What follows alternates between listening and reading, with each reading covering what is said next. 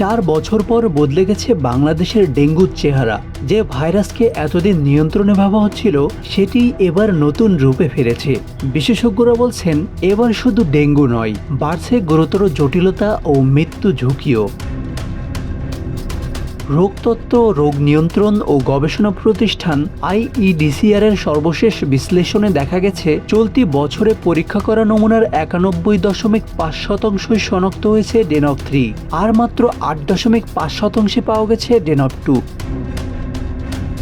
এটা কেন উদ্বেগের? কারণ গত 4 বছরে দেশে সবচেয়ে বেশি ছড়িয়েছিল ডেনভ 2, ফলে অনেকের শরীরে ওই সেরোটাইপের বিরুদ্ধে প্রতিরোধ ক্ষমতা তৈরি হয়েছিল। কিন্তু এখন আধিপত্য নিয়েছে ডেনভ 3। অর্থাৎ আগে যারা ডেনভ 2-এ আক্রান্ত হয়েছিলেন তাদের অনেকে এবার আবার ডেঙ্গুতে আক্রান্ত হতে পারেন।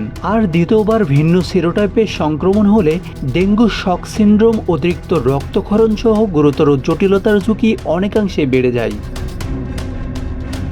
বিশেষজ্ঞদের মতে ডেনভ 3 সংক্রমণে রোগীর অবস্থা অনেক সময় খুব দ্রুত খারাপ হতে পারে। তাই জ্বরকে সাধারণ ভাইরাস জ্বর ভেবে অবহেলা করলে বড় বিপদ ডেকে আনতে পারে।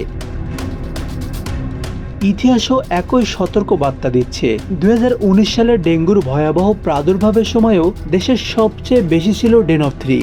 এরপর কয়েক বছর ডেনভ 2 এর আধিপত্য করলেও এবার আবার ফিরেছে ডেনভ 3। তাই এখন সবচেয়ে জরুরি জ্বর হলেই দ্রুত ডেঙ্গু পরীক্ষা, চিকিৎসকের পরামর্শ মেনে চলা এবং প্রয়োজনে হাসপাতালে ভর্তি হওয়া। একই সঙ্গে বাড়ির ছাদ, বারান্দার টব, ড্রাম এবং আশেপাশের কোথাও যেন পরিষ্কার পানি জমে না থাকে তা নিশ্চিত করতে হবে। কারণ ডেঙ্গুর বিরুদ্ধে সবচেয়ে কার্যকর অস্ত্র এখনো একটাই, এডিস মশার প্রজনন বন্ধ করা। আসানুর রহমান মিঠু, বাংলা অ্যাফেয়ার্স।